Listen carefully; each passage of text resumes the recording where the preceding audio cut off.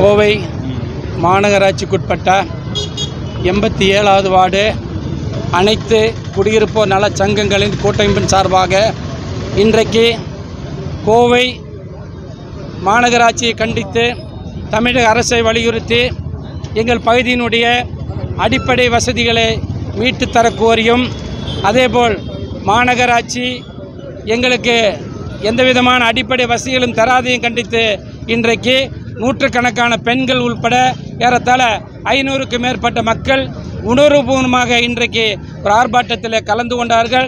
எங்கள் பகுதியில் சாலைகள் சீராக இல்லை, மழைநீர் வடிகால் வசதிகள் இல்லை, சாக்கடை வசதிகள் இல்லை, அதேபோல் பாதாள சாக்கடை பணிகள் முழுமை பெறவில்லை.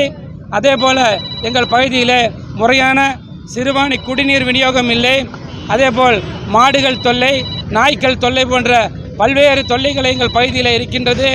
ஆனால் தமிழக அரசும் சரி, அதேபோல் மாநகராட்சியும் பலமுறை அவர்களிடத்தில் மனு கொடுத்தும் எங்களுடைய கோரிக்கையை கண்டுகொள்வதில்லை. அந்த அடிப்படையில் இன்றைக்கு நாங்கள் போராட்டம் நடத்தியிருக்கின்றோம். எங்களுடைய கோரிக்கை ஒரு 15 நாட்களுக்குள்ள பெருமளவு கோரிக்கை நிறைவேற்றப்படாவிட்டால் 15 நாட்கள் கழித்து கண்டிப்பாக இதே 87வது வார்டு ஒட்டுமொத்த பொதுமக்களையும் பெண்களை இணைத்து கொண்டு கோவை மாநகராட்சியை முற்றுகையிடுவோம் என்று இந்த நேரத்தில் அறிவித்திருக்கின்றோம்.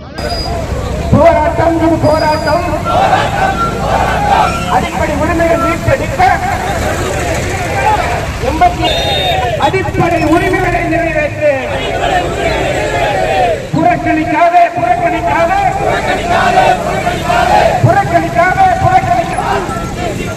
அலங்காரம் செய்கிற மாநகராட்சியை அடிப்படை வசதிகள் செய்யாமல்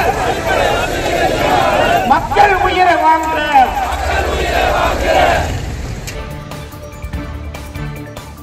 செய்திகளை உடனுக்குடன் தெரிந்து கொள்ள நமது அம்மா இணையதள தொலைக்காட்சியை சப்ஸ்கிரைப் செய்து அருகில் உள்ள பெல் ஐகான்